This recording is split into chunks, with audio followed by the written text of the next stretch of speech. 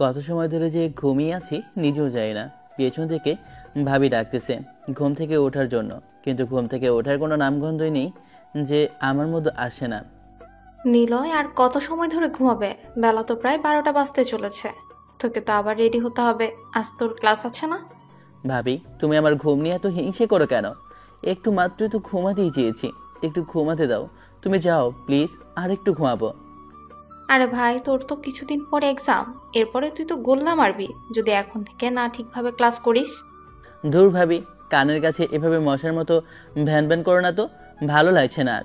তুমি তো জানো আমি খুব ভালো স্টুডেন্ট, তাই আমার না গেলেও চলবে। আমার খুব ঘুম পাচ্ছে, এখন তুমি আমাকে একটু শান্তি মতো ঘুমাতে দাও প্লিজ। আমারে মনে হয় এভাবেই তোরে হবে না। তোরে যদি 2-3টা ঝাঁটার বাড়ি না দেয়া হয়, তাহলে মনে হয় তুই ঘুম থেকে উঠবি না। এটা তোর রোজই করা লাগে নয়, শয়তান তো তোর কাঁধে উঠে থাকে। কথাটা বলে ভাবি একেবারে পানি নিয়ে আমার গায়ের উপর ছিটকে মেরে দেয়। তখনই লাফ দিয়ে ঘুম থেকে উঠে ভাবির উদ্দেশ্যে বলে উঠি, ভাবি তুমি এটা কি করলা? আমাকে এভাবে ঘুমাতে দেখে তোমার একটু সহ্য হয় না? একটু ঘুমাতেই তো চাইলাম, তাতেই তোমার এত কি? নাটক না করে তাড়াতাড়ি ফ্রেশ হয়ে কলেজের উদ্দেশ্যে রওনা দে। আমি তোর নাস্তা রেডি করে অলরেডি বেড়ে রেখেছি। তোর ভাই তো সে কবে অফিস চলে গেছে। ধুর, ভাল লাগে না। ভাবির বকাঝকা শুনতে শুনতে কান দুটো একদম বাউড়া হয়ে গেছে। এখনো বসে আছিস? এখন কি কিছু নিব নাকি পিটানোর জন্য? তুই যখন 8 বছর বয়স, তখন শ্বশুর শাশুড়ি মারা যায়। এরপর থেকে কিন্তু আমি তোকে নিজের ছেলের মতো বড় করেছি। তুই আমাকে আর এত জ্বালা যন্ত্রণা দিস না ভাই, আমার কথা শোন। তুই যা, একটু ফ্রেশ হয়ে কলেজে যা। কিছুক্ষণ পর তো তোর কলেজ শুরু হয়ে যাবে। ভাবিকে আমি কিছু বলে পার করতে পারবো না, সবসময় ইমোশনাল কথা বলে আমাকে ব্ল্যাকমেল করবে। ঠিক আছে, যাচ্ছি বাবা, যাচ্ছি। কথাটা বলে আমি উঠে ওয়াশরুমে গিয়ে ফ্রেশ হয়ে আসি, তারপরে রেডি হয়ে নিচে এসে খাওয়া দাওয়া করি। আপনাদেরকে তো আমার পরিচয়টাই দেওয়া হলো না। আমার নাম নিলয়। আমার মা বাবার কেউ বেঁচে নেই। আমি যখন ছোট তখন আমার মা বাবা মারা যায়। তখন আমার বড় ভাই একটা বিয়ে করে আনেন। হ্যাঁ, উনি হচ্ছেন আমার ভাবি। আমার 8 বছর বয়সে আমার বড় ভাই বিয়ে করে আনে আমাকে দেখাশোনা করার জন্য। আমার ভাবি আমার মা বাবা, কারণ আমার ভাবি কখনো আমার মা বাবার আদর যত্ন কোথাও কমতি রাখেনি। তাই আমি আমার ভাবিকে সবসময় শ্রদ্ধা করি, এবং কি আমার ভাবি আমাকে সবসময় ভালোবাসেন, নিজের ছেলে থেকেও বেশি। সকালবেলা নাস্তা করব, তখন এই পিচ্ছিটা এসে বলে ওঠে, চাচু, চাচু, তুমি যখন কলেজে যাবে আমাকে সাথে করে নিয়ে যাবে? আমিও তোমার সাথে যাব। কেন, তুমি আবার আমার সাথে কি জন্য যেতে যাবে? তুমি তো আম্মুর সাথে যাবে, তাই না? আরে, তোমার এই আকামা ভাবে কথা একদম বলো না।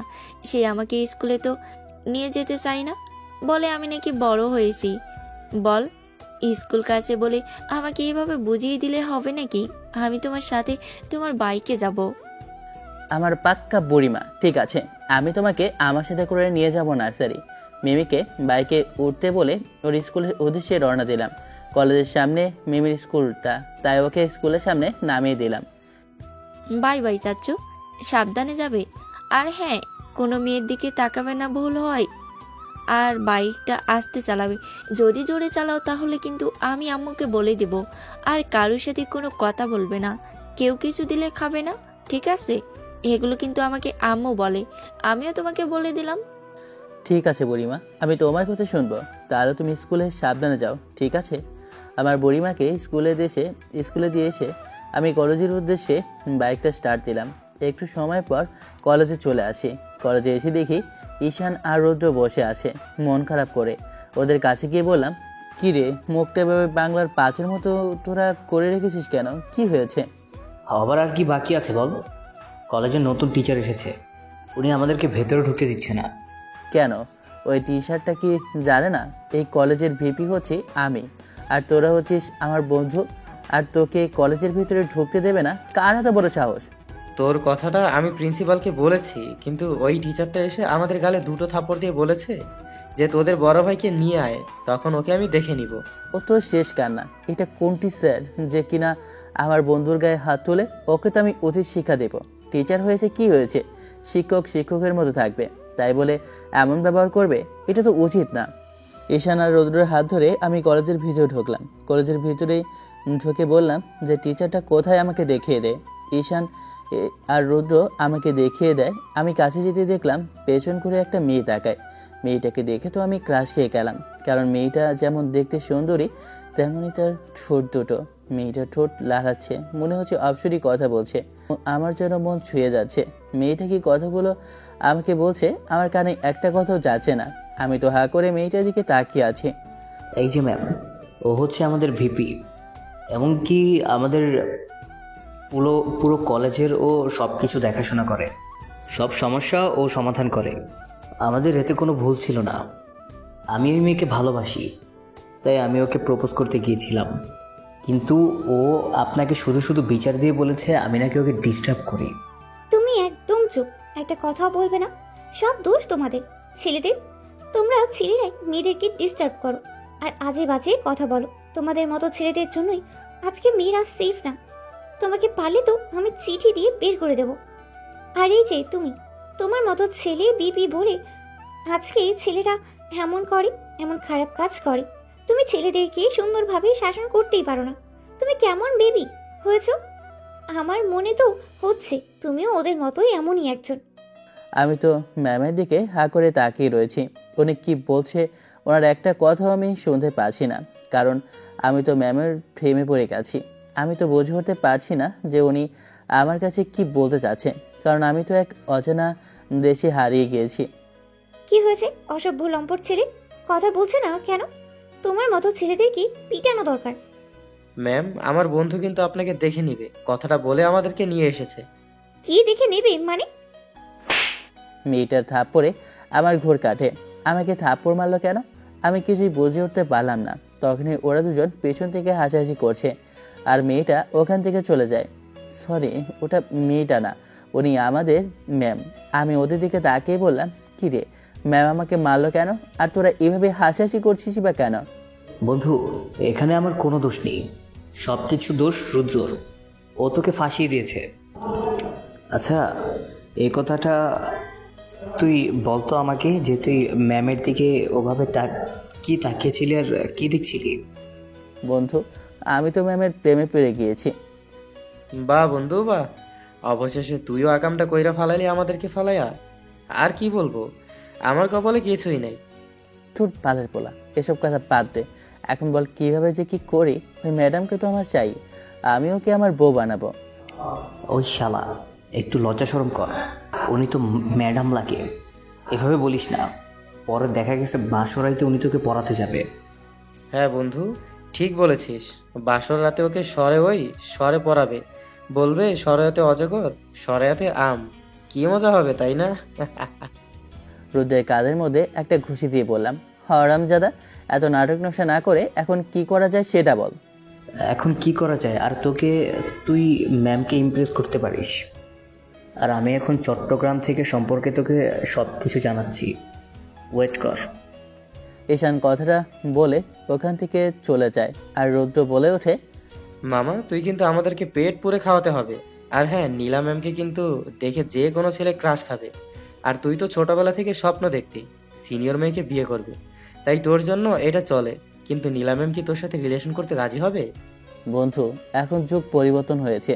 এখন বেশি সময় সিনিয়র মেয়েরা জুনিয়রদের ছেলেদের প্রতি আকৃষ্ট হয়। আর নীলা ম্যাম আমার প্রেমে পড়তে বাধ্য। আমি তো ওনাকে আমার প্রেমে ফেলবই। কিছুদিন পরে এক্সাম, এই এক্সামের আগেই যা কিছু করার করতে হবে। আবার এক্সামের সময় তো নীলা ম্যাম নাকি তার বাড়িতে চলে যাবে। আমি আর রুদ্র গল্প করছিলাম, তখনই একজন দৌড়ে এসে আমার কাছে এসে হাঁপাতে হাঁপাতে বলে ওঠে, বন্ধু, তোর জন্য একটা তাজা খবর নিয়ে এসেছি। নীলা ম্যাডাম সম্পর্কে সব তথ্য আমি নিয়ে এসেছি। আরে ভাই, এত হাঁপাচ্ছিস কেন? একটু থাম, থেমে বিশ্রাম নিয়ে কথাগুলো বল, যে নীলা ম্যামের সম্পর্কে কি জানতে পেরেছিস তুই? নীলা ম্যামেরা 3 বোন। বড় বোনের বিয়ে হয়ে গিয়েছে, আর কম করে হলেও 20 বছর আগে। আর তারা 2 ছোট বোন। সে মেজু, তাকে লন্ডনে পাঠানো হয়েছিল পড়াশোনা করার জন্য। এই তো কিছুদিন আগে পড়াশোনা শেষ করে উনি দেশে ফিরে। উনি দেশে এসেই এই ভার্সিটিতে জয়েন হয়, কারণ ওনার আম্মুর ইচ্ছা ছিল সে একজন টিচার হবে। এই ভার্সিটিতে জয়েন হয় অনেক কাউকে জানায়নি, শুধু উনি বলেছে উনি একটা কাজে এসেছে। তাই চাপ নেয়নি কেউ। আর সব থেকে বড় কথা হয়েছে যে উনি এখনও সিঙ্গেল। ওনার ছোট বোন আছে একটা। আর একটা খারাপ কথা হয়েছে যে ওনার মা নেই, কারণ উনি যখন ছোট ছিল ওনার মা তখন মারা যান। আর ওনার বাবা ব্যবসায়ী। নীলা ম্যামকে লন্ডনে পাঠিয়ে দিয়েছিল ওনার বাবা পড়াশোনার উদ্দেশ্যে। পড়াশোনা শেষ করে সবেমাত্র কিছুদিন হলো উনি দেশে এসেছে। দেশে ফিরে আমাদের ভার্সিটিতে উনি জয়েন হন। এখন বিষয়টা হয়েছে যে উনি কোনো ছেলেকে পাত্তা দেন না, একটু বদমেজাজি মানুষ। এখন তুই এমন একটা রাগী মেয়েকে কিভাবে পটাবি সেটা তোর উপরই ডিপেন্ড করে। পিছনের কথা পরে যাই, সব কিছু বুঝতে পারলাম যে নীলাদের সম্পর্কে নীলাদের কোথায় কি করে। আচ্ছা ঠিক আছে, এখন তো নীলা কিছুক্ষণ পর বের হবে, তখন না হয় বাকিটা দেখা যাবে। আমি কি করতে পারি? কি রে ঈশান, আমার বন্ধু দেখি রমি হয়ে গেছে। ওর মুখ থেকে দেখছি এখন ভালোবাসার কথা ঝরতেছে। আগে তো কখনো কোনো মেয়ের দিকে তাকাতো না, কোনো মেয়েকে পাত্তাই দিত না। আর নিরাময় তো ওকে জাদু করে দিয়েছে রে। হ্যাঁ রে বন্ধু, সেটাই তো দেখছি। আর যাই হোক, যদি আমাদের ট্রিট দিতে ভুলে যায় তাহলে ওর বিচিতে ঠাডা পড়ুক। হালা, তুই আগে থেকে আমাকে অভিশাপ দিয়ে দিচ্ছিস। আচ্ছা ঠিক আছে, তোদেরকে আমি পেট পরে খাওয়াবো। এখন চল একটু বাইরে থেকে হেঁটে আসি। কথাটা বলে আমরা তিনজন হাঁটতে বের হয়েছি। কিছুক্ষণ পর হাঁটাহাঁটি করে আবার ক্যাম্পাসে চলে আসি। ক্যাম্পাসে এসে দেখি ক্লাস শেষ হয়ে গেছে। এখন ছুটির সময়, সবাইকে ছুটি দিয়ে দেয়। আর কলেজের সবাই একে একে বের হতে লাগলো। একটু সময় পর খেয়াল করলাম যে নীলার রুম থেকে বের হচ্ছে, তাই ভাবলাম নীলার পিছু পিছু যাবো। পরে আবার ভাবলাম না থাক, যদি আবার চেষ্টা ভাবে প্রয়োজন নেই। এই কথা ভেবে ওদেরকে বিদায় জানিয়ে বাইকটা নিয়ে স্টার্ট দিলাম। বাইকটা স্টার্ট দিয়ে যাচ্ছিলাম, হঠাৎ করে দেখলাম অনেকগুলো লোক জড়ো হয়ে দাঁড়িয়ে আছে। ব্যাটার দিকে এগিয়ে গিয়ে দেখলাম নীলা ম্যাম অসুস্থ অবস্থায় অজ্ঞান হয়ে পড়ে আছে। আমি ওনার কাছে যাই, গিয়ে দেখি উনি অজ্ঞান হয়ে আছে। আর আশপাশের লোকগুলো ওনার চারদিকে ঘেরাও করে আছে। সবাইকে সরিয়ে দিয়ে ওনাকে একপাশে ধরে নিয়ে যায়। মুখের মধ্যে পানি মারতে ওনার জ্ঞান ফিরে আসে। তখন উনি আমাকে ওনার কাছে দেখতে পেয়ে বলে ওঠে, তুমি তুমি এখানে কি করে? আর আমি এখানে কিভাবে? আমি তো মাত্রই কলেজ থেকে বের হয়েছিলাম বাসায় যাওয়ার উদ্দেশ্যে। তখন কি হয়েছিল আমার? আপনি মাথা ঘুরে পড়ে গিয়েছিলেন আর আশেপাশের অনেকগুলো লোক আপনাকে ঘেরাও করে রেখেছিল। আমি বুঝতে পারছি না যে ওরা মানুষ নাকি অমানুষ। আপনাকে এমন অবস্থায় দেখে কেউ সাহায্যের হাত বাড়াতে আসলো না। মানুষ এমনই, মানুষের তামাশা দেখতে ওদের খুবই ভালো লাগে। তাই তো আমি আপনাকে বলি যে আপনি আপনার বন্ধুদেরকে একটু শুধরাতে বলবেন। এই বারে বারে একটা কথা বলবেন না তো। আপনি কি জানেন আমার সম্পর্কে? না জেনে শুধু অযথা কথা বলছেন। আগে আমার সম্পর্কে সব কিছু জেনে নেবেন, তারপর আমি ভালো না খারাপ এই বিষয়ে কথা বলবেন। শুধু শুধু বেশি কথা বলেন। আমার ধমক খেয়ে নীলা ম্যাম একদম চুপ হয়ে যায় আর বাচ্চাদের মতো কেমন জানি কি কুচিমুচি করতে লাগলো। তখন আমি ওনার হাত ধরে বললাম, চলেন বাইকে ওঠেন। উনি কেমন জানি নার্ভাস ফিল করলো। এরপরে বাইকে উঠে এসে বলে উঠল, এই যে আপনি আমার আর হাতটা ধরে রাখছেন কেন? ছাড়েন, না ছাড়লে আমি কিভাবে বাইকে উঠবো? কিভাবে? ধরে রাখলে মানুষ আর কি বলবে? ও আচ্ছা, সরি। কথাটা বলে নীলা ম্যামের আমি হাতটা ছেড়ে দিই। এরপরে উনি আমার বাইকে উঠে বসে। আমি বাইকের স্পিডে চালাতে লাগলাম। উনি আমাকে শক্ত করে জড়িয়ে ধরলো। আমার ওই সময় কী যে একটা ফিলিংস কাজ করছিল বলে বোঝানো যাবে না। প্রায় 10 মিনিট পর ওনার বাসার সামনে চলে আসি। উনি দোতলা বাসায় ভাড়া থাকেন। ওনাকে সাথে নিয়ে আমি উপরে চলে যাই। এরপর আমি ওনাকে একটা উপায় বলে দিই। তখন উনি বলে ওঠেন, আপনাকে অসংখ্য ধন্যবাদ আমাকে সাহায্য করার জন্য। আর আপনি এখন চলে যান, আমি রান্না করব। এখনো কোনো কিছু রান্না করাই হয়নি। আসলে আমি সকালে কিছু খাইনি, তাই হয়তো মাথা ঘুরে পড়ে গিয়েছিলাম।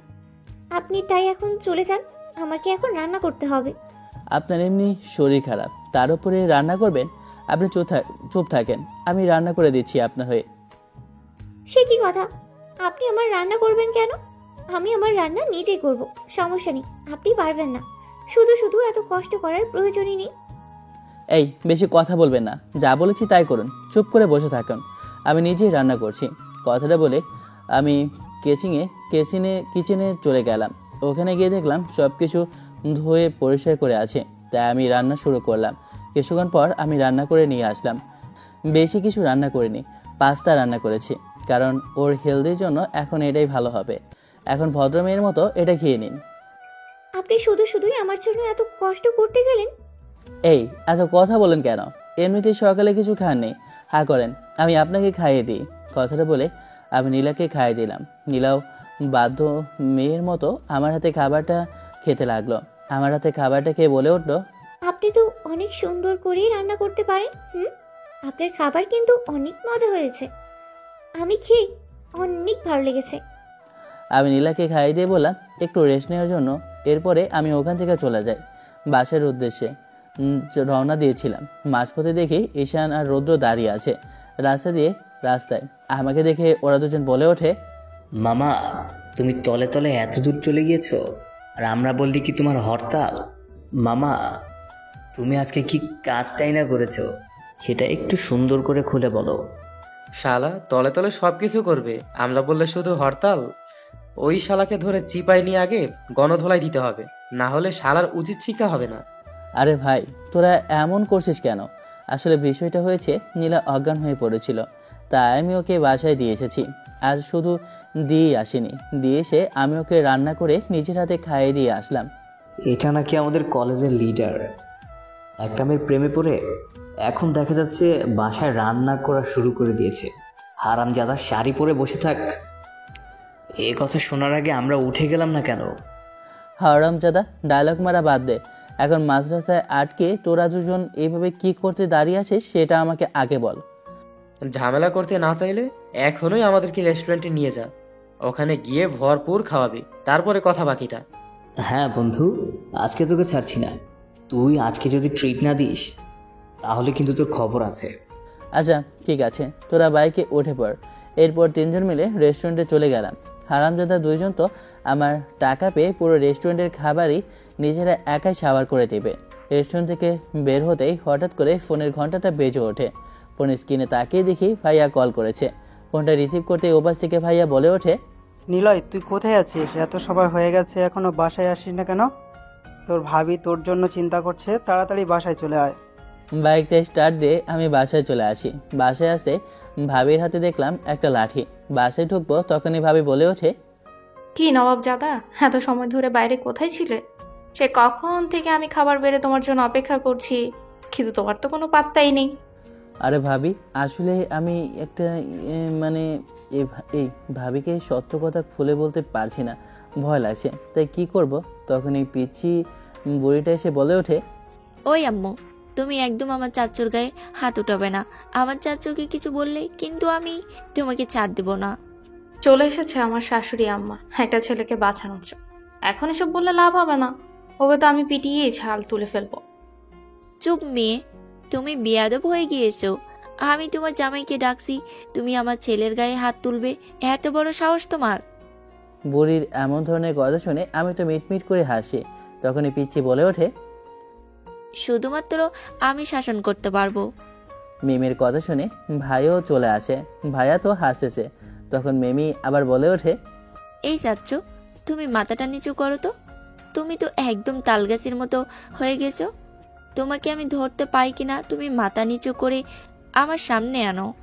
মিমির কাছে মাথাটা নিচু করতে মিমি আমার কান ধরে বলল, এই দুষ্টু ছেলে আর ফাজলামি করবা? আর দেরিতে আসবা বলো? আর যদি দেরিতে আসো তাহলে কিন্তু আমি তোমাকে মেরে তক্তা বানিয়ে দেব। তোমার জন্য আমি নিজেও এখনো খাইনি। বাবা দেখেছো তোমার মেয়ের শাসন? তোমার মেয়ে তার ছেলেকে কিভাবে শাসাচ্ছে। যাক, তাহলে আমার আর কিছু করাই লাগবে না। বুড়িমা, আমি ভেবেছিলাম তুমি আমাকে বাঁচাবে, কিন্তু তুমি তো আমাকে মারছো। আমি কিন্তু এখন কান্না করে দিব। আমি তোমার জন্য ভাবছিলাম চকলেট নিয়ে এনেছি, এখন দিব কিন্তু না। আরে বোকা ছেলে, আমি তো একটু দুষ্টুমি করেছি। আমার জন্য চকলেট এনেছো, আগে বলবে না? এই কেউ কিন্তু আমার চাচ্চুকে কিছু বলবে না। এবার চাচ্চু আমাকে চকলেট দাও। রেস্টুরেন্ট থেকে আসার পথে মিমির জন্য কিছু চকলেট নিয়েছিলাম। চকলেটগুলো মিমির হাতে দিয়ে আমি খাবার টেবিলে বসে, এরপর ভাবি সবাইকে খাবার দেয়। খাবার খেয়ে আমি রুমে শুয়ে পড়ি। দুপুরে খাওয়া দাওয়া করে একটু ঘুম দিলাম। বিকেলবেলা উঠে আড্ডা দেওয়ার জন্য বন্ধুদেরকে কল করলাম। একটু পর ঈশান আর রৌদ্র আসে। তিনজন মিলে বাসার ছাদের উপর আড্ডা দিচ্ছি। তখন ঈশান বলে ওঠে, বন্ধু, আমাদের কলেজে নায়িকা আছে না, নায়ক নাকি একটা মেয়েকে প্রচুর পরিমাণে ডিস্টার্ব করছে। তোকে তো একটা ব্যবস্থা করতেই হয়। ওকে যদি শাস্তি না দিতে পারি তাহলে দেখা গেছে ও আবার অন্য কোনো মেয়েকে কিভাবে জ্বালাতন করবে। ওই শালা নিজেকে কি ভাবে? ওর বাবা এমপি বলে ওকে কেউ কিছু বলতে পারবে না? আমাদের কেউ পাত্তা দেয় না।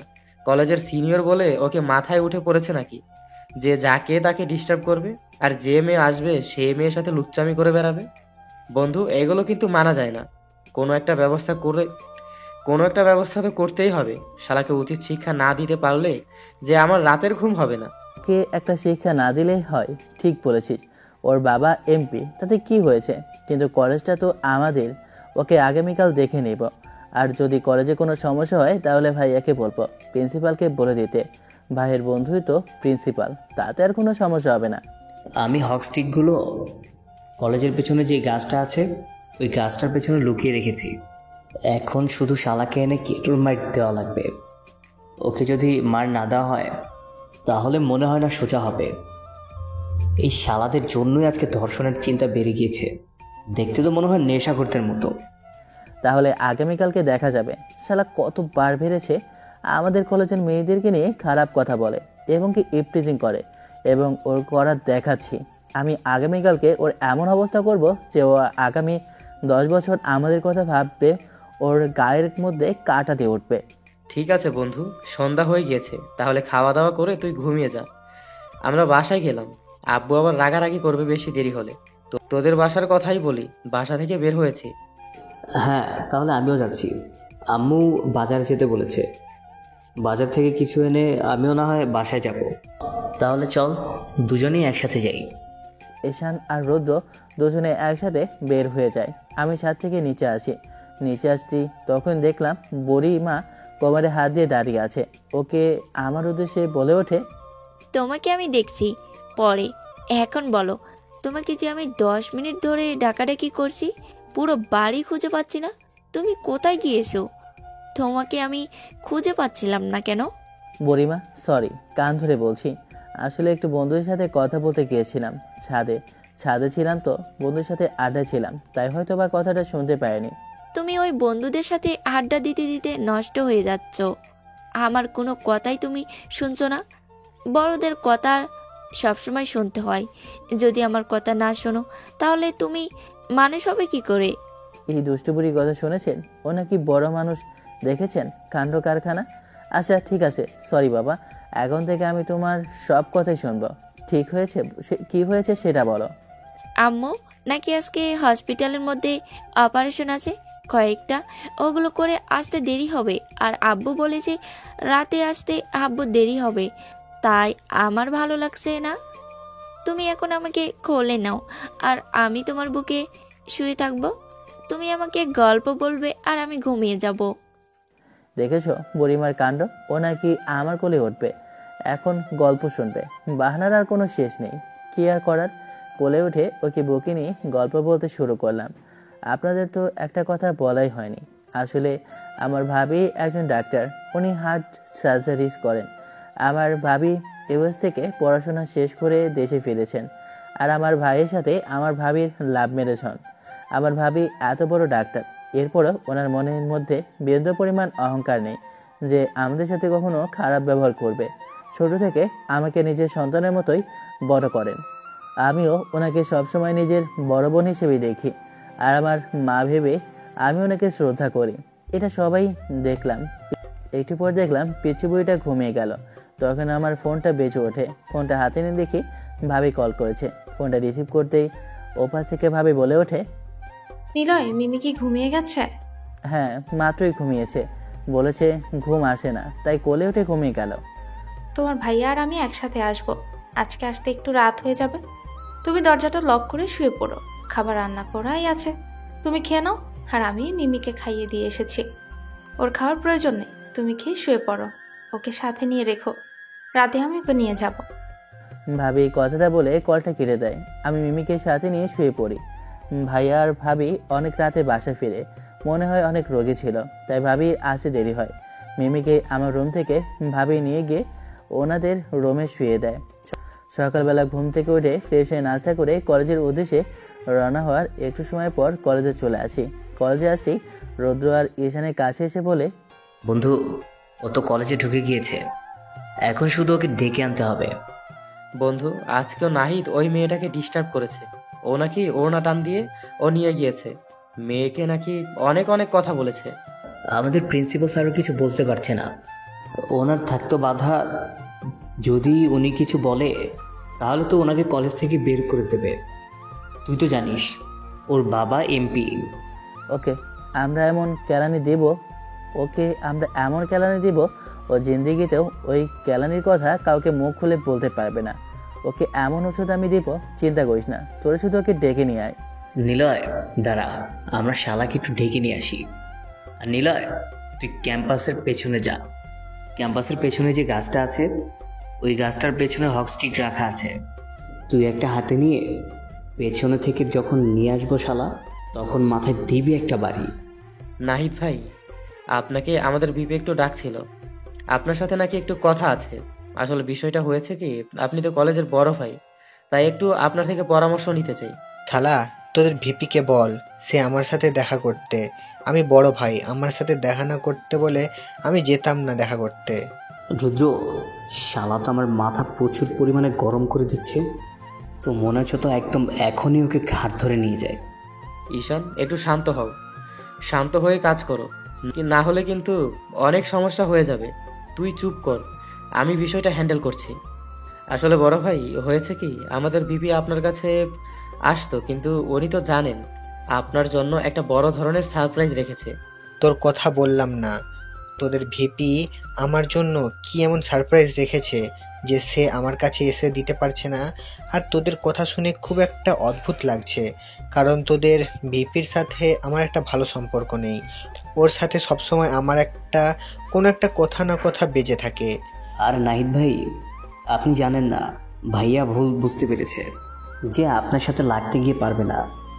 আপনি হচ্ছেন গিয়ে এই শহরের এমপির ছেলে।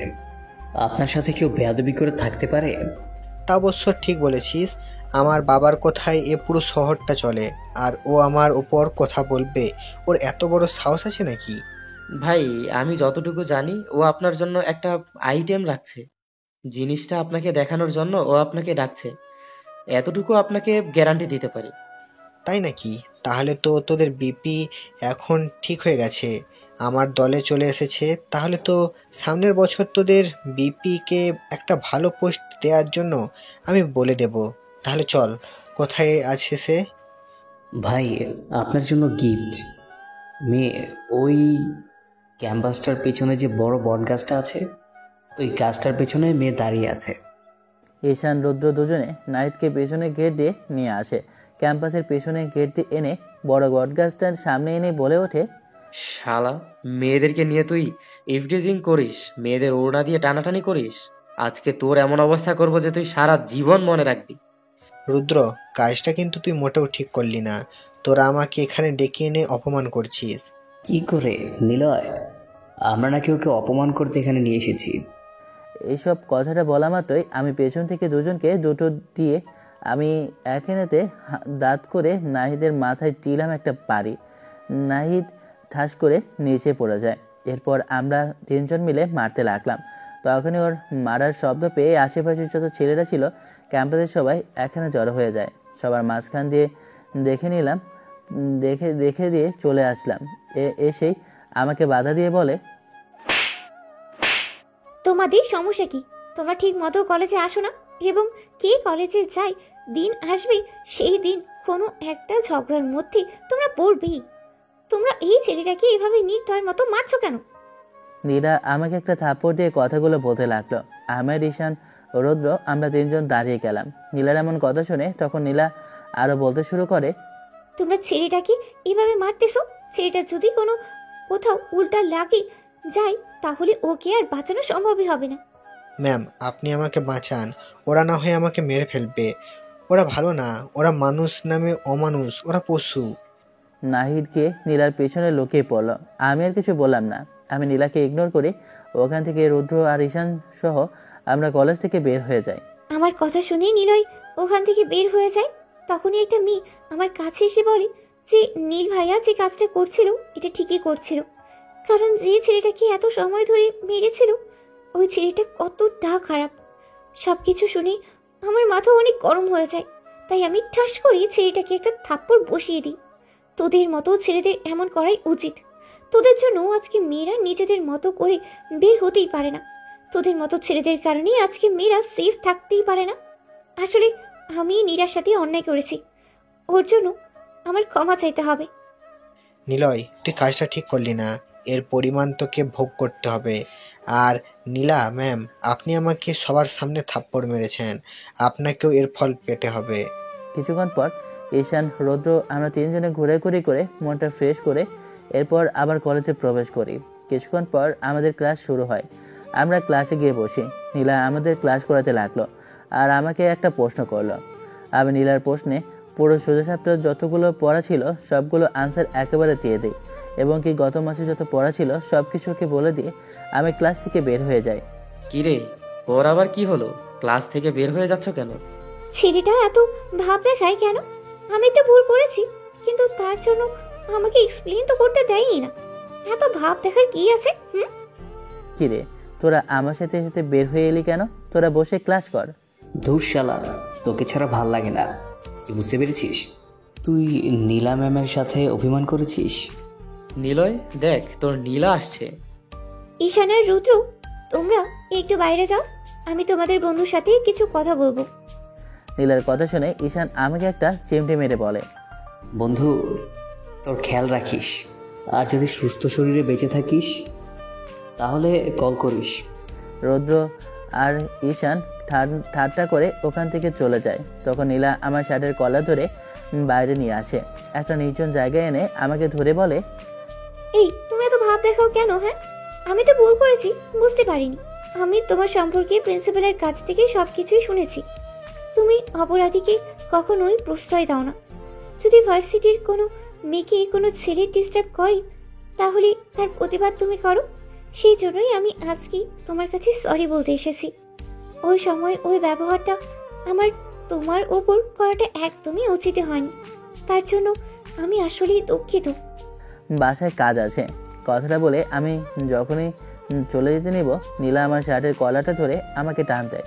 তখন আমি কিছুর সাথে ধাক্কা খেয়ে উপরে পড়ে যাই। ও মা গো, আমার কোমরটা তো ভেঙে গেল। আমি তো মনে হয় এখন আর হাঁটতেই পারবো না। আমি তো নীলার উপর শুয়ে এক নয়নে নীলার চোখের দিকে তাকিয়ে আছি। ওর চোখের মধ্যে এমন একটা নেশা কাজ করছে, আমি ওই নেশার মধ্যে হারিয়ে গেলাম। ওই, কি হলো? আর কত সময় ধরে তুমি আমার উপরে শুয়ে থাকবে? ওঠো। নীলার কথায় ঘোর কাটে। তখন আমি উঠে পড়ে বলি, সরি, আমি আসলে বসে পাইনি। সরি তোমার গোষ্ঠী গেলাই। এখন আমি কিভাবে যাব? আমি তখন হাঁটতেই পারছি না। আমি আর কোনো কথা বলতে না দিয়ে ওকে কোলে তুলে যে ও আমার গলা জড়িয়ে ধরে আমি ওকে নিয়ে ওর বাসায় যাই। হাঁটতে হাঁটতে প্রায় 10 মিনিট হয়ে যায়। 10 মিনিটে আমি একটু হাঁপাই। এটা দেখে ও বলে ওঠে, না, যতটুকু ভেবেছিলাম তার থেকেও দেখি তোমার শরীরের ভিতরে এনার্জি আরো বেশিই আছে। আমরা এতটা দুর্বল না যে এতটুকুতে হাঁপিয়ে যাব। ওমা, তাই নাকি? এখন তো দেখি তোমার সাহস আরো বেড়ে গেছে। কথা না বলার আগে খুলে তুলে নিয়েছো।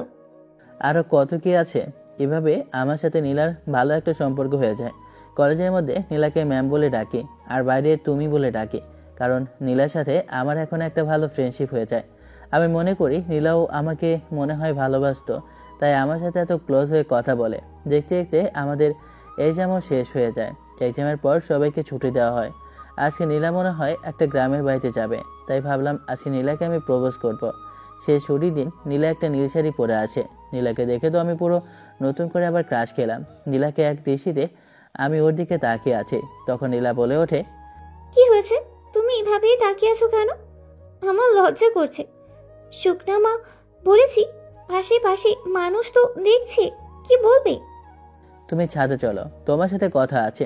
ছাদে চলে গেলাম, প্রপোজ করলাম যে আমি নীলাকে ভালোবাসি। আমার কথা শুনে নীলা বলল, এসব কি করছে নিলয়? আমি তোমাকে একজন ভালো বন্ধু ভেবেছিলাম, কিন্তু তুমি যে এমন কিছু করবে আমি তোমার থেকে আশাই করিনি। আমার বড় আপু একটা ছেলের সাথে বিয়ে ঠিক করে রেখেছে। আমি ওই ছেলেকে বিয়ে করব, কারণ আমার বড় আপুর আমার কাছে সব কিছুই অনেক। যার সাথে আমাকে বিয়ে দিতে চান আমি তার সাথে বিয়েতে আবদ্ধ হব। নীলা থাপ্পড়ে যেন আমাকে সব কিছু বুঝতে শিখিয়ে দিয়েছে যে এতদিন ধরে আমার সাথে যা ঘটে গেছে সব কিছু ছিল একটা কাল্পনিক। নীলা আমাকে কখনো ভালোবাসেনি, শুধু আমাকে বন্ধু ভেবে ওর সাথে থাকতে দিয়েছিল, আর অন্য কিছু ছিল না। কিন্তু আমি বোকার মতো ওকে ভালোবেসেছিলাম, ভেবেছিলাম ও আমাকে ভালোবাসে, কিন্তু বিষয়টা তো অন্যরকম। কথাটা ভাবতেই আমার চোখ দিয়ে পানি পড়তে লাগলো। আমি এক মুহূর্ত ওখানে দাঁড়িয়ে থাকলাম না, ছাদ থেকে সোজা নেমে বাসায় চলে আসলাম। ঈশান আর রুদ্র অনেকগুলো কল করেছে, কিন্তু কারো ফোনই ধরিনি। ফোনটা সুইচ অফ করে আমি বিছানায় এসে শুয়ে পড়লাম। মনের ইচ্ছে মতো বালিশে মুখ গুজে কান্না করছি, আর মনের যত কষ্টগুলো ছিল কষ্টগুলো এই কান্নার সাথে বের করে দিয়েছি। আজ কলেজের শেষ এক্সাম ছিল, তাই সবাই ছুটি পেয়ে বাসায় চলে গেল। দুদিন কারোর সাথে কোনো কথা বলছি না। এটা দেখে ভাবি কিছু বুঝতে পেরেছে, আমার মনটা খারাপ, তাই আমি কারোর সাথে কথা বলছি না। তখন ভাবি এসে বলে, তোর মন ভালো করার জন্য আমরা আগামীকাল সবাই আমাদের বাড়িতে যাব, তুই রেডি থাকিস। আমি কিছু বললাম না, ঠিক আছে বলে মাথা নাড়ালাম। ভাবি চলে যায়। তখন রাতে ফোনটা বেজে ওঠে, দেখি ঈশান কল করেছে। কলটা রিসিভ করতে ওপারবাস থেকে ঈশান বলে ওঠে, কিরে, তোর হয়েছেটা কি? বিষয়টা খুলে বলতো। তোকে দেখলাম তুই মন মরা হয়ে বের হয়ে গেছিস। এরপর তো তোর আর কোনো খোঁজ খবর নেই। কল দিলে কল ধরিস না। এরপরে তোর বাসায় অনেকবার আসলাম, কিন্তু তোকে পাইনি। তখন ঈশানকে সব কিছু খুলে বলি। সব কিছু বলার পর ঈশান সব কিছু শুনে আমাকে সান্ত্বনা দেওয়ার চেষ্টা করে। আর কিছু করার নেই, যা হওয়ার হয়ে গেছে, এটা নিয়ে ভেবে লাভ নেই। আর আমি খাওয়া দাওয়া করে শুয়ে পড়লাম, কারণ সকালবেলা ভাবির সাথে আবার ভাবিদের বাড়িতে যেতে হবে। সকালবেলা ঘুম থেকে উঠে রেডি হচ্ছে, কারণ ভাবির সাথে ভাবিদের বাসায় যেতে হবে। কিছুক্ষণ পর ভাবি এসে বলল, কি ব্যাপার নিলয়, তোমার কি হয়েছে? আমরা তো সবাই তৈরি হয়ে আছি, তোমার তো দেখি এখনো রেডি হওয়া বাকি আছে। না ভাবি, আমি রেডি হয়ে আসি, তোমরা বসো। 2 মিনিটে আবার আমার রেডি হওয়া হয়ে যাবে। পাঞ্জাবিটা পরে আর বডি স্প্রে মেরে নিচে আসি। নিচে আসতেই ভাইয়া বলে ওঠে, কিরে, তোকে তো এখন দেখছি নতুন জামাই জামাই লাগে।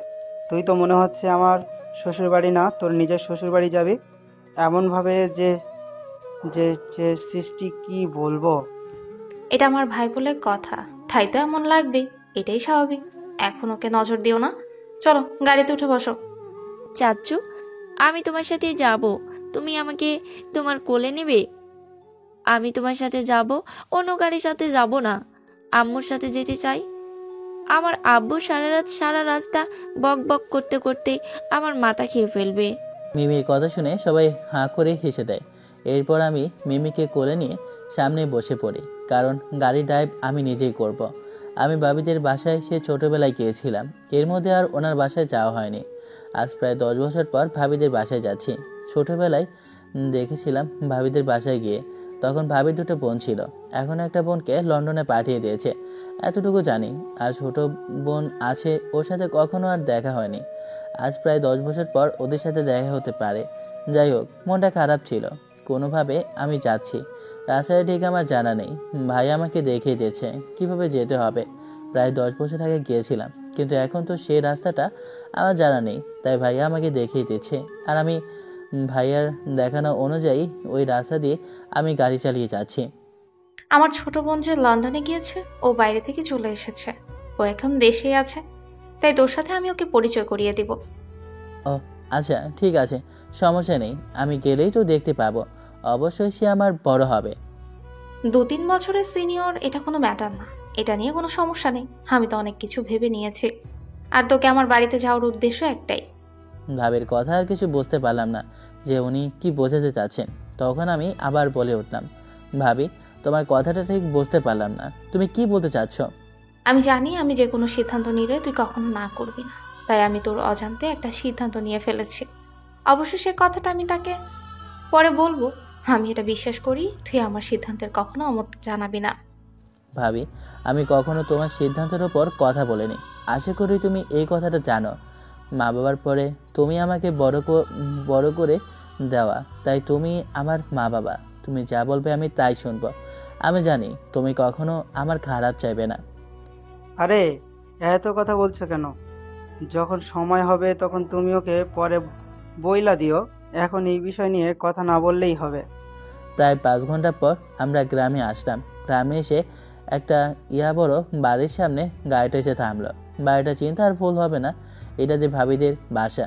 আসলে ভাবির বাবা অনেক বিজনেসম্যান, বড় বিজনেসম্যান, কিন্তু ভাবিরা সবসময় এরকম থাকতেই পছন্দ করেন।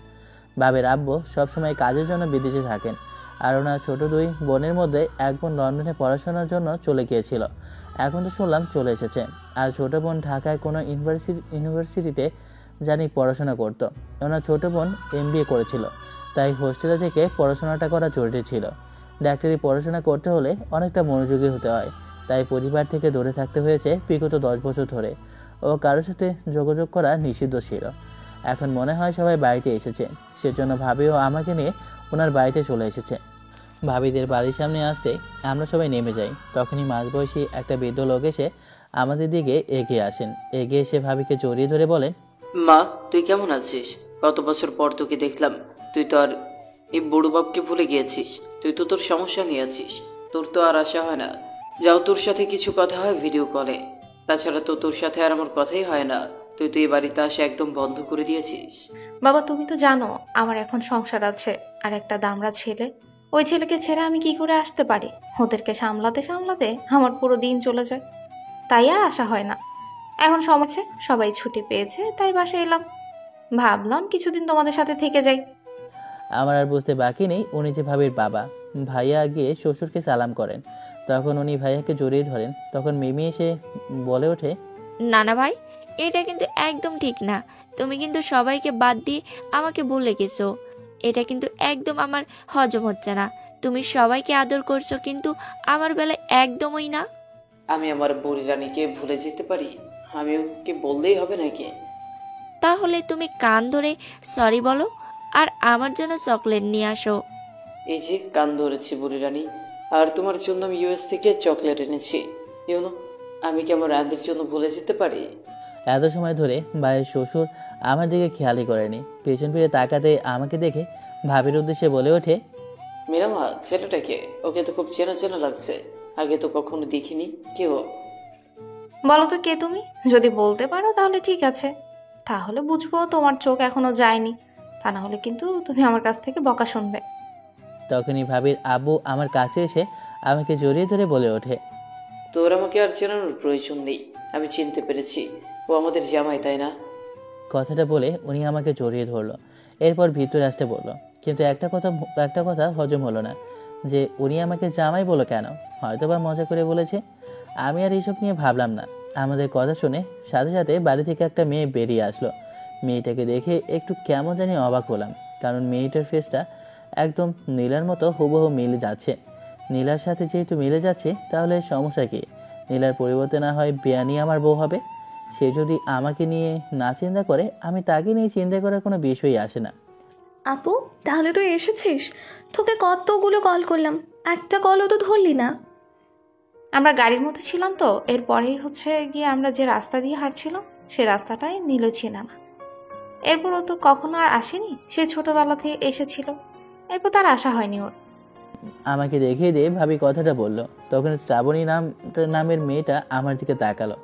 হয়তো এখন আমার বিয়ান, হয়তো বা আমার থেকে সমবয়সী, আর নয় আমার থেকে 1 বছরের বড় হবে, কারণ ওর বোন আমার থেকে 4 বছরের বড়। তাহলে ও আমার থেকে 1 বছরের বড় তো হবেই। কি রে আপু, আমাদের বাড়িতে দেখি মাশাল্লাহ দেখতে সেই আর অনেক বড় হয়ে গেছে। দেখে তো কোনো তামিল সিনেমার নায়কের মতো লাগে।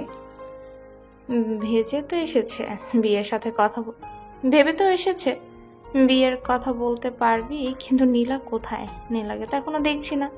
আমার ব্যাগপত্রগুলো তো নিতে হবে, আর দারবানগুলো গেছে কোথায়? কাজের লোকদের আসতে বল ব্যাগপত্রগুলো নিতে।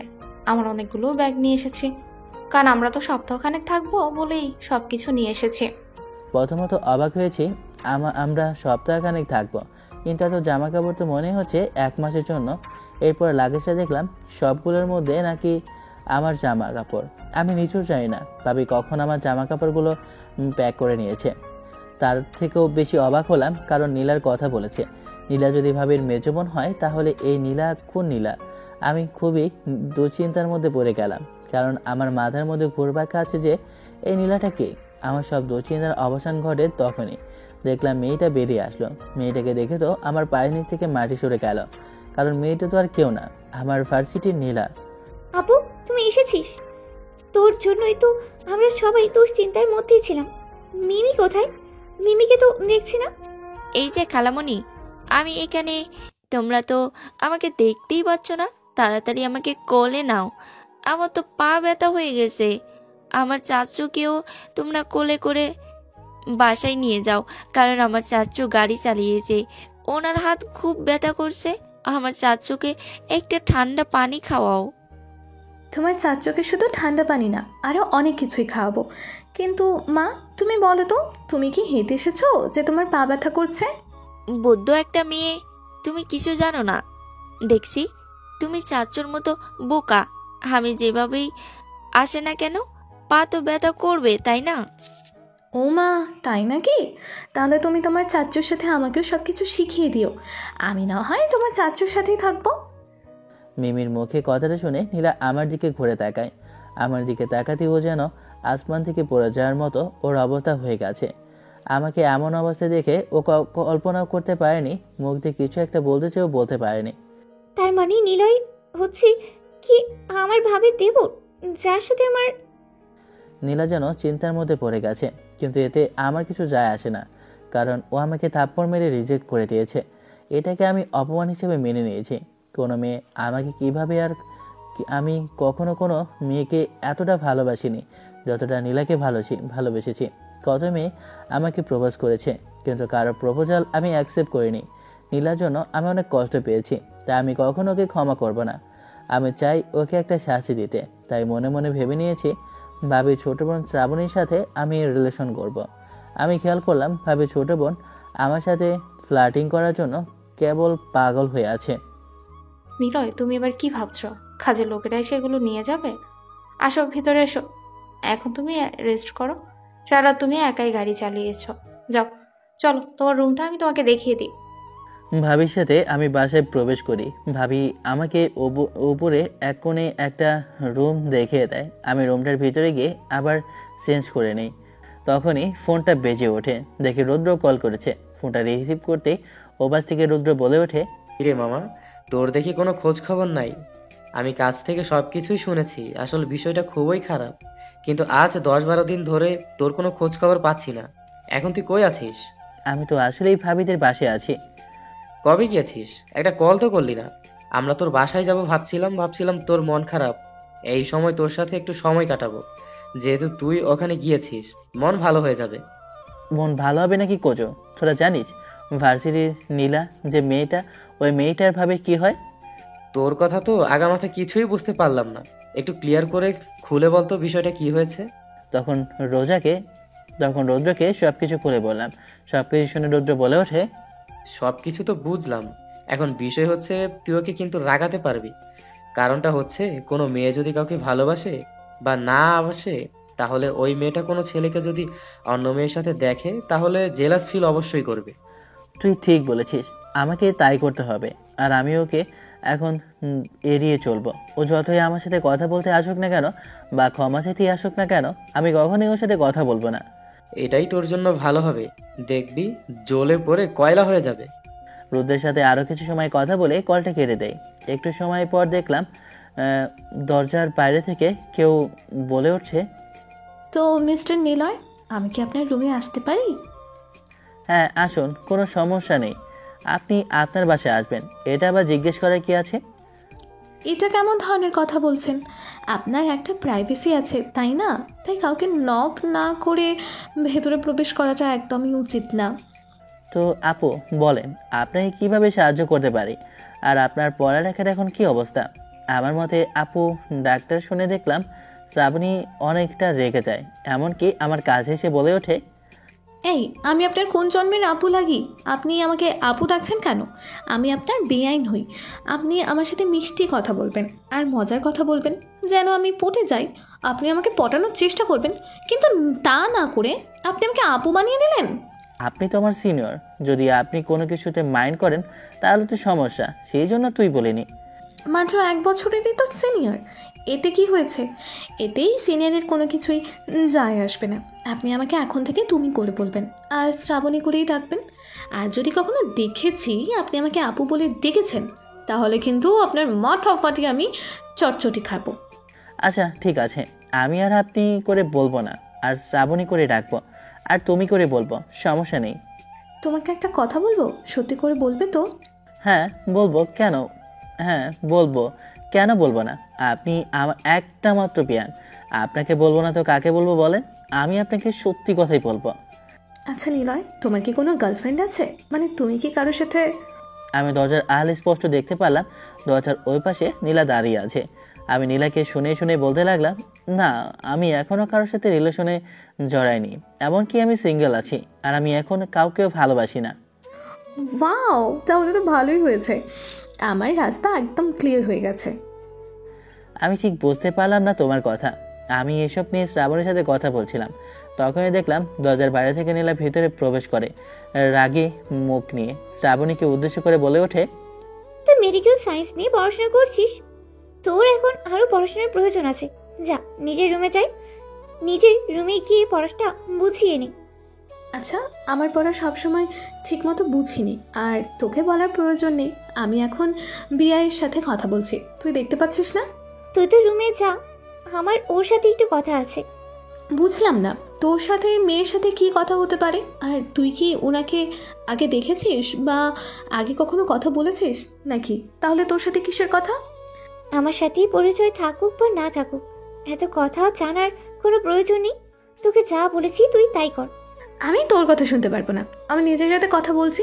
তোর যদি প্রয়োজন হয় কি করে কথা বলিস, আমি তোকে এখন এখান থেকে কোথাও যাচ্ছি না। আমার তো সেই রকমের মজা লাগছে, কারণ দুই বোনের ঝগড়া লেগে গেছে। আমি ঠিকই বুঝতে পেরেছি যে শ্রাবণী আমাকে পছন্দ করে, আর নীলার এটা সহ্য করতে পারছে না। নীলা শ্রাবণীকে রাগী গলায় কথা বলতে লাগে। আমি নীলাকে উদ্দেশ্য করে বলে উঠলাম, আপনি এমন করছেন কেন? আমার আপনার সাথে কোনো কথা বলার প্রয়োজন নেই। আমি শ্রাবণীর সাথে কথা বলছি, এতে সমস্যা নেই। আর আপনি আমার থেকে বড়, আপনার সাথে তো আমার কোনো কথা থাকতে পারে না। আমার যদি কোনো ভুল হয়ে থাকে তাহলে আমাকে জানান। আমার কথাটা শুনে দেখলাম নীলার মনটা কেমন জানি মলিন হয়ে গেছে। আরও একটা কথাও বললো না, সোজা ওখান থেকে বের হয়ে চলে আসলো। আমি শ্রাবণীর সাথে আরও হেসে হেসে কিছু সময় কথা বললাম। কিছুক্ষণ পর নিচ থেকে ভাবি ডাকতে লাগলো, নিলয় তুমি কোথায়? এক্ষুনি নিচে আসো, নিচে খাবার বেড়ে রেখেছে, তুমি খেতে এসো। ভাবির কথা শুনে আমি নিচে আসি। নিচে যে দেখি অনেক রকমের খাবার সাজানো আছে, সবগুলো খাবার আমার পছন্দের। তখন ভাবি বলে ওঠে, খাওয়া দাওয়া করে নাও, আর এটা পরে নাও। তোমরা একটু হাঁটতে বের হইও, গ্রামটা একটু দেখলে তোমার মনটাও ভালো হয়ে যাবে। নীলাকে এভাবে জ্বালাতে আমার ভালোই লাগছে। আমার মনটা এমনিতে ভরে গেছে, আর বলার প্রয়োজন নেই। কিরে তুই আবার কি ভাবছিস? তোকে খেতে বলেছি, খাস না কেন? ভাবি খাচ্ছি। তখন শ্রাবণী আর নীলা দুজনেই খেতে আসে। আমরা সবাই মিলে একসাথে খাচ্ছিলাম। শ্রাবণী আমার পায়ের মধ্যে খোঁচা দিতে লাগলো, আর আমি ওর দিকে তাকাতেই ও চোখ টিপ দিল। নীলা সব কিছু দেখছিল, আর কেমন জানি রাগ হচ্ছিল। তখনও অর্ধেক খাবার খেয়ে উঠে পড়ে। তখনই ভাবি বলে ওঠে, তুই এভাবে খাবার টেবিল থেকে উঠে গেলি কেন? কোনো সমস্যা হয়েছে নাকি? না ভাবি, কোনো কিছু হয়নি, আমার খেতে ইচ্ছে করছে না, তাই উপরে গেলাম। নীলা কথাটা বলে রাগ করে চলে যায়। আর আমি ঠিক বুঝতে পেরেছি আমি শ্রাবণীর সাথে এভাবে কথা বলছি বলে নীলার এমন রাগ হয়েছে। রাগ হোক, ও যখন আমাকে রিজেক্ট করে দিয়েছিল তখন ওর এসব কথা মনে ছিল না। শ্রাবণী, তুই নিলয়কে নিয়ে একটু ঘুরতে বের হোস তো, একটু ভালো করে গ্রামটা দেখিসনি। মাত্র কিছুদিন হলো তুই শহর থেকে এসেছিস, আর তোর মেডিকেল পড়ার কতটুকু বাকি আছে রে? এই তো আপু, এরপরই ফাইনাল এক্সাম, এরপরই আমি একজন এমবিবিএস ডাক্তার হয়ে যাব। তখন তো আমাকে ডাক্তার আপু বলে তুই ডাকবি। তুই আমার থেকেই বড় ডাক্তার হ, সমস্যা নেই। বাবা, তাহলে আমার শালি দেখি আমার বউয়ের থেকেও মস্ত বড় ডাক্তার হয়ে যাবে। তাহলে তো দেখছি আমার পরিবারের মধ্যে সবাই ডাক্তার, আর ডাক্তারের কারখানা লেগে যাবে। এসব বলে আমরা হাসাহাসি করছি আর খাবার খাচ্ছি। খাওয়া দাওয়া শেষ করে শ্রাবণী আমাকে নিয়ে ঘুরতে বের হয়। ও তেমনটা গ্রামে চেনে না, তারপরেও আমাকে নিয়ে ঘুরতে বের হয়। নিলয় যেন সবসময় জুনিয়রদের একটা ভালোবাসা তৈরি হয়। সিনিয়র মেয়েরা বেশিরভাগ জুনিয়র ছেলের প্রতি দুর্বল হয়ে পড়ে। ও মা, তাই নাকি? কিন্তু আমি তো জানতাম না। যদি না জানো তাহলে এখন থেকে জেনে নাও।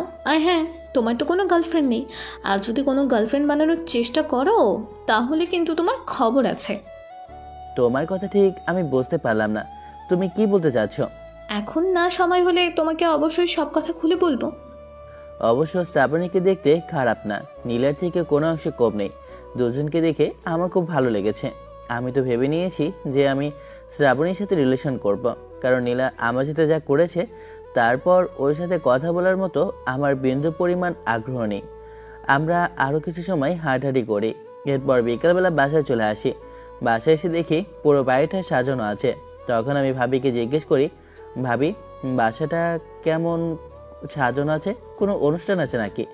না, আসলে আজকে আমার বাবার জন্মদিন, সেজন্য আজকে বাড়িটা সাজানো আছে। ও আচ্ছা, তাহলে আজকে তোমার বাবার জন্মদিন? আমি তো জানিই না। ঠিক আছে, তাহলে আমার তরফ থেকে তোমার বাবাকে জন্মদিনের শুভেচ্ছা জানিয়ে দিও। তো এক কাজ কর, নীলা আর শ্রাবণীকে মার্কেটে নিয়ে যা, ওখান থেকে তুই নিজেও কিছু কেনাকাটা করে নিস। ভাবি কথাটা বলছে, কথাটা বলা শেষ করার আগে দেখলাম নীলা আর শ্রাবণী দুজনে একসাথে রেডি হয়ে তৈরি হয়ে গেছে আমার সাথে একসাথে যাওয়ার জন্য। আমি আর কিছু বললাম না, ভাবির কথায় সারা ছাই দিলাম। তখন আমি গাড়িটা বের করলাম। বের করতে দেখলাম নীলা আর শ্রাবণী দুজনেই সামনে বসার জন্য আগে থেকে চলে আসতো, কিন্তু শ্রাবণী আগে থেকে আমার পাশে বসে পড়লো। কিন্তু নীলার আমাদের এভাবে দেখে বিরক্তি ফিল হচ্ছে। আমাদের এমন কাণ্ড দেখে আমার কাছে তো বেশ লাগছে যে আমি নীলাকে এখন রাগাতে পারছি, ওকে এভাবে জেলাস ফিল করাতে পারছি। এরপর আমরা তিনজন মার্কেটে চলে গেলাম। এরপর আমরা একটা শোরুমে গেলাম। শোরুমের ভিতরে প্রবেশ করে নীলার জন্য শাড়ি দেখছে, আর শ্রাবণী তার জন্য ড্রেস দেখছিল।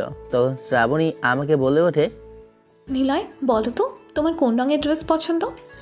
আমি নীলাকে খেলা করার জন্য একটা নীল রঙের শাড়ি পছন্দ করতে বললাম।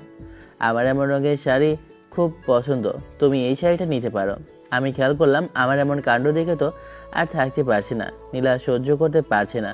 নীলা কিছু না করতে পেরে আমি যে শাড়িটা পছন্দ করলাম সেই কালের শাড়ি নীলাও কিনে নেয়। আর কিছু কেনাকাটা না করে তখন আমি গাড়িটা গাড়ি বের করতে শ্রাবণীর আগে নীলা গাড়ির সামনে আমার পাশে বসে পড়ে। দেখলাম হাতে দুটো প্যাকেট। একটা প্যাকেট আমার দিকে এগিয়ে দিয়ে বলে ওঠে, এটা আপনার জন্য, এটা রাখেন। আপনি কিছু কেনেননি, তাই আমি এটা আপনার জন্য নিয়েছি। শ্রাবণী বিষয়টা খেয়াল করিনি। আমি নেব কি নেব না এটা ভাবছিলাম, পরে ভাবলাম নিয়ে নিই। পরে আমি এটা নিয়ে নিই। কিছুক্ষণ পর আমরা বাইরে চলে আসি। বাসায় এসে রুমে এসে দেখি একটা নীল রঙের পাঞ্জাবি নীলা আমার জন্য পছন্দ করে যে একটা ম্যাচিং করে এনেছে। যাই হোক, আজকে এটা পার্টিতে পরে যাব। নীলা যেহেতু পছন্দ করেছে, আর প্রায় 12টা বাজার আর মাত্র 10 মিনিট বাকি আছে, তাই আমি তাড়াতাড়ি রেডি হয়ে যাওয়ার জন্য প্রস্তুতি হচ্ছি, কারণ ভাবি ডাকাডাকি করছে। আমি পাঞ্জাবি পরে যখন নিচে আসলাম তখন খেয়াল করলাম শ্রাবণী আর নীলা আমার দিকে করে তাকিয়ে আছে। আমি কাছে আসতে শ্রাবণী আমার উদ্দেশ্যে বলে ওঠে, আমি জানতাম তুমি এই জন্যই আমাকে এই রঙের চাহিদা দিয়েছ। আমি শাড়ি পরতে পারি না, তারপরও আমি আপুকে দিয়ে শাড়িটা পরেছি, তাই তো তুমি এই নীল রঙের পাঞ্জাবিটা পরেছ। আমি কিছুই বললাম না যে পাঞ্জাবির বিষয় নিয়ে কে দিয়েছে আমাকে। এরপর সবাই মিলে আঙ্কেলকে আমরা উইশ করতে লাগলাম। এরপর আঙ্কেল কেক কাটে, পরে একে একে সবাইকে খাওয়ালো। এরপরে আমি ছাদে চলে আসলাম। ছাদে এসে পেছন থেকে শ্রাবণী ডাক দিয়ে বলে, নিলয়, তোমার সাথে আমার কিছু কথা আছে। হ্যাঁ বলো, তুমি আমার সাথে কি কথা বলতে চাও? তোমাকে কথাটা বলবো বলে বলা হয়নি, কিন্তু দেখছি যদি না বলি তাহলে হয়তো বা কখনো এই কথাটা বলা হবে না। নিলয়, আমি তোমাকে ভালোবাসি, আর আমি প্রথম দেখায় তোমাকে ভালোবেসে ফেলেছি। তুমি আমাকে না করো না প্লিজ, আমি নয়তো বাঁচবো না। পেছন থেকে খেয়াল করলাম যে নীলা দাঁড়িয়ে আছে। এইসব দেখে নীলা সহ্য করতে পারলো না। নীলা এসেই, তোকে আমি বিশ্বাস করেছিলাম, তোকে আমি ভালোবেসেছিলাম, তুই কিন্তু আমার ভালোবাসার মর্যাদায় দিলি না। আমি তো আগুনের মতো দাঁড়িয়ে রইলাম যে ও আমাকে ভালোবাসা দিয়েছে, আর কিভাবে ভালোবেসেছে? ও তো আমাকে রিজেক্ট করে দিয়েছে, তাহলে এ কথা বলছে কেন? আমি আমার জীবনের থেকেও তোকে বেশি ভালোবেসেছিলাম। যখন আমাকে আপু বলেছিল যে তোর সাথে আমার বিয়ে ঠিক হয়েছে, তখন থেকেই আমি তোকে না দেখি ভালোবেসেছি। আমি জানতাম তুই আমার থেকে জুনিয়র, এরপর আমি তোকে ভালোবেসেছি। সেদিন তোকে আমি রিজেক্ট করার একটাই কারণ, যে আমি তোকে চেয়েছিলাম নিজের করে পাওয়ার জন্য। কারণ এই সময় যদি তোকে আমি বলে দিতাম তাহলে তোর সাথে আমার আর ভালোবাসাটা গভীর হতোই না। আপু আমাকে তোর ছবি দেখিয়েছিল, ওখান থেকেই আমি তোকে চিনতে পেরেছিলাম। আর আপু আমাকে বলেছিল তোর সাথেই আমার বিয়ে। আমি ভেবেছিলাম যে তুই আমাদের বাসায় আসবি আর আমি তোকে সব কিছুই খুলে বলবো, কিন্তু না, তুই এসে কাজটা যা করেছিস এরপরই তোর সাথে আর কোনো কথাই হয় না। আমি তো বুঝতে পারছি না যে আমার সাথে এত বড় একটা খেলা হয়ে গেছে, আমি বুঝতেই পারলাম না। আর ভাবি যে নীলার সাথে আমার বিয়ে ঠিক করেছে সেটাও আমি জানতাম না। আমার বোনটা খুবই ইমোশনাল, আর একজন মানুষ প্রকৃতি কষ্ট দিয়েছে। ও কি করে ও নিজেও জানেই না। তুই এখন ওকে বিয়ে করতে হবে, এটাই আমার শেষ কথা। আর তুই আমাকে বলে যা। একদিকে নীলা কান্না করছে আর আরেকদিকে শ্রাবণী কান্না করছে। তখনই বিপদ ঘটলো, কারণ ওই সময় ভাবি চলে এসেছে। ভাবি সব কিছু শুনতে পারে। ভাবি এসেই আমার গালে ঠাস ঠাস করে থাপ্পড় মারে। নিলয়, তুই এমন একটা কাজ করবি আমি কখনো ভাবতে পারিনি। ভাবি, তুমি বোঝার চেষ্টা করো, আমি কিছুই করিনি। আমি তোর একটা কথাও শুনতে চাই না। ভাবি কথাটা বলে আমার হাত ধরে একটা রুমে নিয়ে যায়। এরপরে বাইরে থেকে গেটটা লাগিয়ে দেয়। প্রায় ঘন্টাখানেক পরে ভাইয়া আমার রুমে প্রবেশ করে, সাথে একটা শেরওয়ানি নিয়ে। দেখ, যা হওয়ার হয়েছে, তোর ভাবি আমাকে সব কিছু বলেছে এবং কি তোর ভাবি সব কিছু সবার সাথে কথা বলে মিটিয়ে নিয়েছে।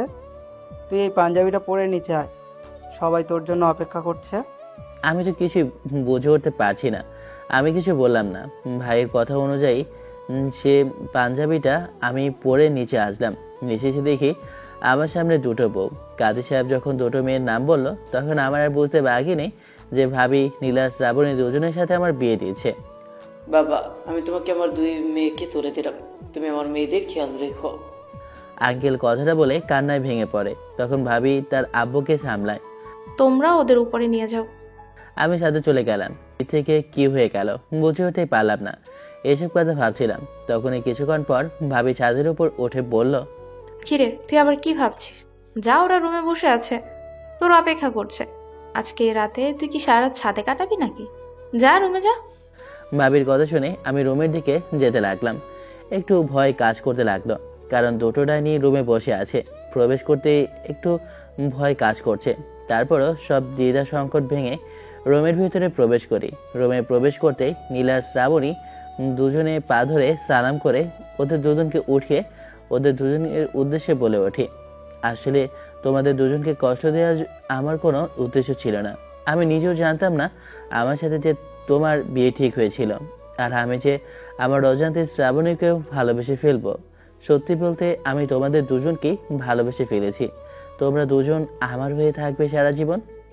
আমি সব সময় তোমার এই বুকে বেঁচে থাকতে চাই।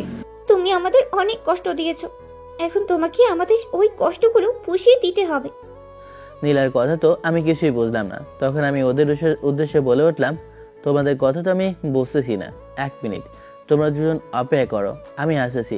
কথাটা বলে আমি বের হই আর ঈশানকে কল দিই। তখনই ঈশান কলটা রিসিভ করে ওপাশ থেকে বলে ওঠে, কিরে বন্ধু, তাহলে অবশেষে বল, তোর বিয়ান সাহেব ভুলে গেলাম, বল তোর নীলামেম এখন কেমন আছে? বন্ধু, বিষয়টা যে এমন হয়েছে তখন ঈশানকে সব কিছু খুলে বলি। সব কথা শুনে ঈশান হাসতে হাসতে বলে, বন্ধু, তাহলে তুই 2টা বউ পাইলি, আজ বাসর রাত, তাই তুই বিড়াল মারবি। সেটা কিভাবে? শালা, তুমি ওইটা দেখো আর এটা বুঝো না? আর আমি, তার মানে এটাকে বলে বিড়াল মারা? মামা, খাটটা একটু ঠিক রাখিস। চুপ শালা, মুখে লাগাম দে। আমি রুমে প্রবেশ করি। তখন নীলা বলে, কি হলো, কি হয়েছে? না, ভাবছি আজ বাসর রাত, বিড়াল মারতে হবে। ওমা, তাই নাকি? তুমি বিড়াল মারবে? হ্যাঁ, কিন্তু বিড়াল কিভাবে মারবো তাই তো জানি না। আমি তো পিচ্ছি, তাই না? ও আমার পিচ্ছি গো, 2 দিন পর 12 ডজনের বাবা হবে। এখন নিজেকে বাচ্চা বলে দাবি করেছো? তো খেলা হবে। তাই ঠিক আছে, চলো। তারপর আর কি, প্রতি গল্পের মতোই নীলিমায়ের তার 2 বইয়ের ভিতরে যা হয় সবটা তো না জানলেও চলে। বিবাহিত মানুষেরা বোঝে, বিয়ে করেন আপনিও বুঝতে পারবেন। গল্পটা কেমন হলো অবশ্যই কমেন্ট করে জানাবেন।